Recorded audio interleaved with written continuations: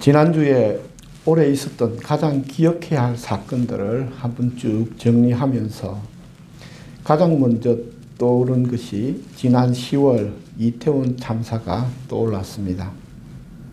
이 참사가 일어난 지 한 달 남짓 지났지만 놀랍게도 우리 사회는 거의 망각하다시피 하고 있고, 또한 유가족들의 고통과 또한 그들의 꽃잎조차 터뜨리지 못한 그 먼저 간 젊은 영혼들을 위로하기는커녕 그 책임에 대해서 은폐하고 그 책임 추궁을 정치적 도구로 이용하고 있는 모습들을 보면서 참 마음에 안타까움을 많이 느꼈습니다.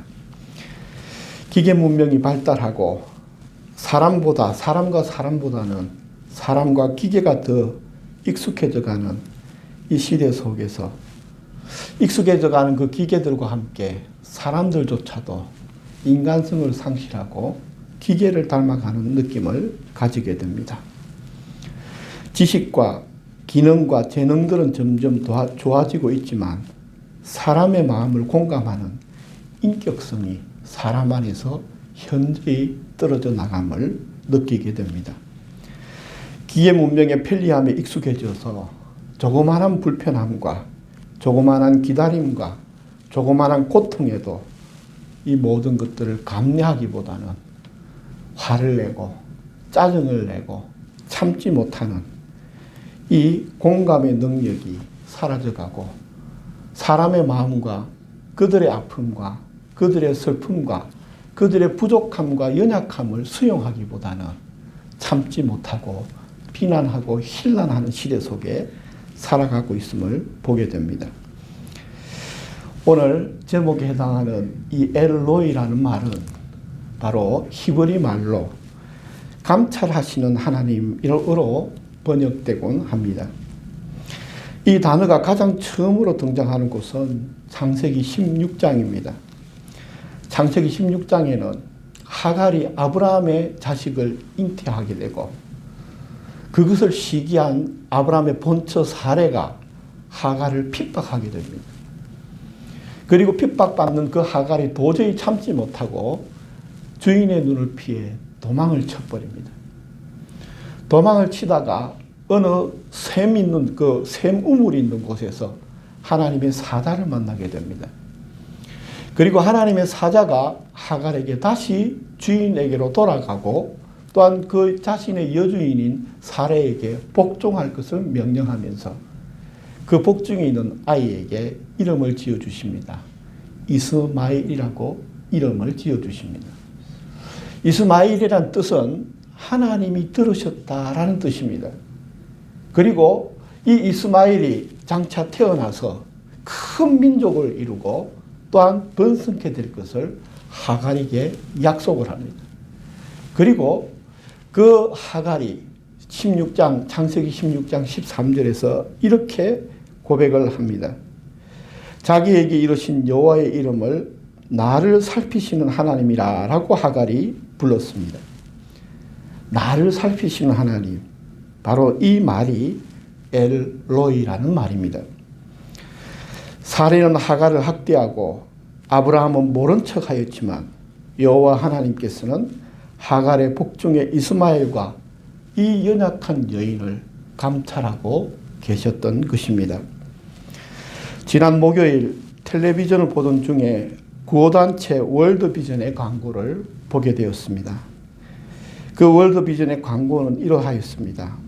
난치병을 앓고 있는 지영이라는 이 사춘기 한 여학생이 소개되고 있었는데 사춘기의 꽃다운 나이에 피부는 탄력을 잃었고 손은 흑인들의 피부색처럼 검게 물들어 있었으며 쌓여가는 병원비와 간병으로 자기 때문에 부모들이 고생하며 힘들어하는 그 모습을 보며 엄마에게 눈물을 흘리며 이렇게 말합니다. 엄마 미안해. 나 때문에 고생하게 해서 미안해. 그 어린 소녀의 그 눈물의 잔상이 아마도 저는 쉽게 사라지지 않을 것 같습니다.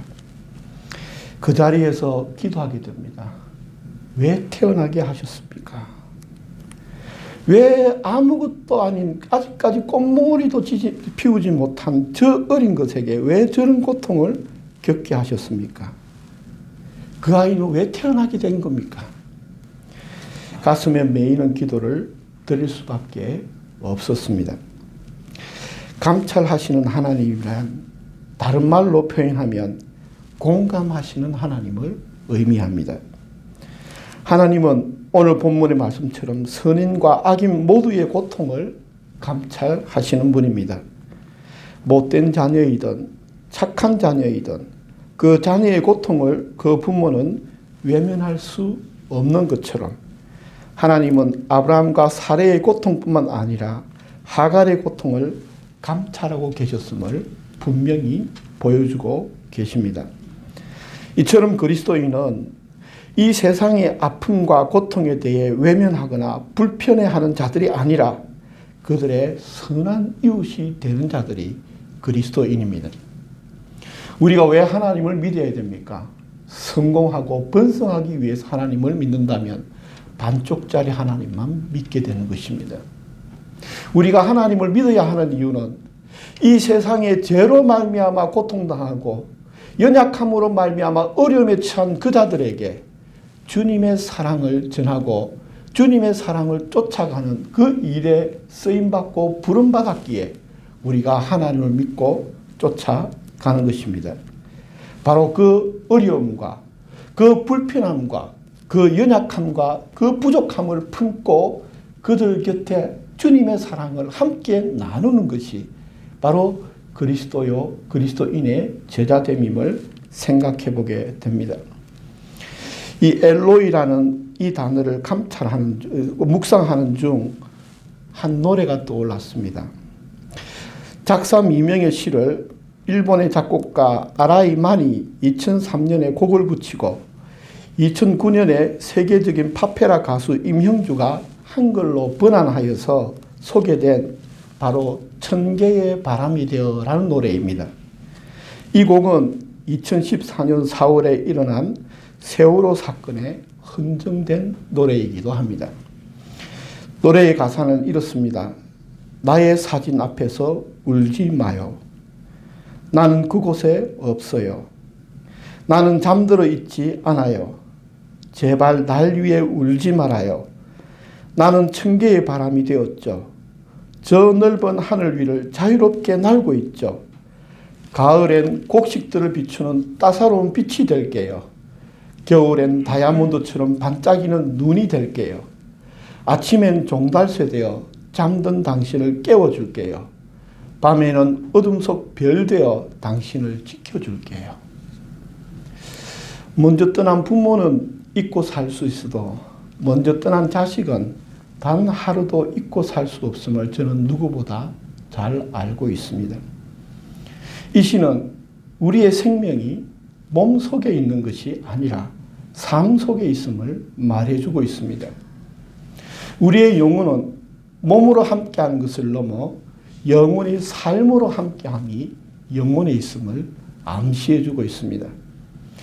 현대 과학기술주의가 사람들의 생각과 마음에서 신을 거세시켜버림으로 나타나는 현상 중 하나가 바로 고통과 죽음에 대한 외면과 왜곡된 시선입니다. 신이 없는 이 세상은 고통은 피해야 할 악이 되어버렸고 죽음은 잊고 살아야 할 공포가 되어버린 것입니다. 그로 인해 우리의 삶은 감찰되지 않고 공감되지 않는 오직 자기의 감각적 만족에만 집착된 세상이 되어가고 있습니다. 신이 거세되어 버리니 고통에 대한 공감도 거세되어 버렸고 고통에 대한 공감이 거세되어 버리니 세상의 악도 거세되어 버리고 세상의 악이 거세되어 버리니 하나님의 선과 사랑도 사라지고 찰나적이고 고독한 쾌락의 어둠이 온 세상을 덮고 있는 것입니다. 미국의 사상가 랄프 waldo 에머슨은 책을 읽지 말고 영혼을 읽어야 한다라고 말했습니다. 신분의 차이를 뛰어넘는 세종대왕의 브로맨스 장영실은 내가 남을 알지 못하는 것이 죄일 뿐이다. 남이 나를 알아주지 않는 것이 무슨 죄란 말인가라고 말하기도 하였습니다. 성경을 아무리 읽어도 영혼을 읽지 못한다면 그 무슨 소용이 있으며, 다른 이의 마음을 공감하지 못하는 이가 자신을 알아주지 않는 세상을 향해 원망하는 것이 무슨 소용이 있겠습니까? 자기밖에 모르는 무지에서 벗어나 하나님의 형상인 참된 인간성을 회복해 가는 것이 성경을 믿고 따라가는 그리스도인의 삶의 자세입니다. 오늘 우리가 이 참된 하나님의 인간성을 회복하고, 그 인간성은 이 하나님에 대한 마음과 이 세상의 좋은 것뿐만이 아닌 내 삶에, 자기 중심에 불편하고 어렵고 힘든 모든 것까지도 공감해낼 수 있는 그 성숙함이, 그것이 자라감이 바로 영적인 성숙임을 생각해 보게 됩니다. 오늘 본문은 여호와의 눈은 어디서든지 악인과 선인을 감찰하시느니라 라고 말씀하고 있습니다. 하나님은 악인과 선인 모두를 공감하고 계십니다. 하나님께서는 악인들의 고통과 선인들의 수고를 친히 공감해 주셨기에 2000년 전 예수 그리스도가 이 땅 위에 성육신할 수 있었던 것입니다. 그래서 하나님께서는 악인들에게 죄로부터 돌이켜 고통으로부터 구원하고자 하시며, 의인들의 믿음의 수고와 순종의 수고를 기억하사 상급을 약속하고 예비하십니다. 공감하지 못하는 자의 눈에는 고통만 보입니다. 그래서 그 연약함과 실수와 부족함은 비판과 책망과 외면의 이유가 되지만, 그러나 공감하는 자의 눈에는 그들의 부족함과 결핍 속에 하나님의 도움과 사랑이 필요함을 보고 있습니다. 공감하지 못하는 자들의 마음속에는 이기심이 주인되어 있음을 보게 됩니다. 그러나 공감하는 자의 마음속에서는 주님의 사랑이 그 마음의 주인됨을 알 수 있습니다. 사랑을 가슴에 품고 살아가는 자들은 문제와 고통을 보는 것이 아니라 그 존재 자체를 먼저 보기에 그 존재 안에 있는 고통까지도 함께 품고 살아가는 것이 주님의 말씀과 사랑이다라는 것을 생각해 보게 됩니다. 사랑이 쉬웠다면 사랑이 소중하지도 않았을 것입니다. 기꺼이 고통을 품어내기에 사랑은 더 큰 울림이 되는 것이고, 그 사랑을 품은 자들만이 하나님과 지금 여기에서 하나가 될 수 있는 것입니다. 엘로이, 하나님은 모든 이들을 공감하시는 하나님이십니다. 예수 그리스도는 연약한 자들을 책망하는 것이 아니라 그들에게 생명을 풍성케 하시는 구원의 하나님이십니다. 우리에게 약속된 하나님은 우리를 성공시키시는 하나님이 아니라 우리를 죄의 속박으로부터 구원하시는 하나님임을 다시 한 번 더 기억해야 할 것입니다. 죄로 말미암은 죄인들의 고통을 감찰하시고 그 죄로부터 구원하사 주님의 생명인 사랑의 기쁨을 풍성케 하시고자 주님은 2000년 전에 땅에 오셨고, 또한 우리에게 성령을 주시사 그 예수 그리스도의 가르침을 이어받게 하신 것입니다. 여러분, 진실로 기쁨은 우리의 육체적인 만족에 있는 것이 아니라 주님의 사랑의 풍성함에 있음을 우리가 다시 한 번 더 되새겨야 할 것입니다. 생존과 만족을 위해 발버둥 치는 삶이 아니라 이 세상의 아픔과 고통을 감찰하시는 주님의 그 부르심에 동참하는, 진실로 내 삶을 통해 주님의 기쁨이 풍성케 되고 이 땅에 생명을 풍성케 하기 위하여 오셨다는 그 주님의 말씀이 우리의 믿음의 순종을 통하여 함께 이어져 내려가는 초당교회 식구들이 다 되기를 주님의 이름으로 축복합니다. 기도드리겠습니다.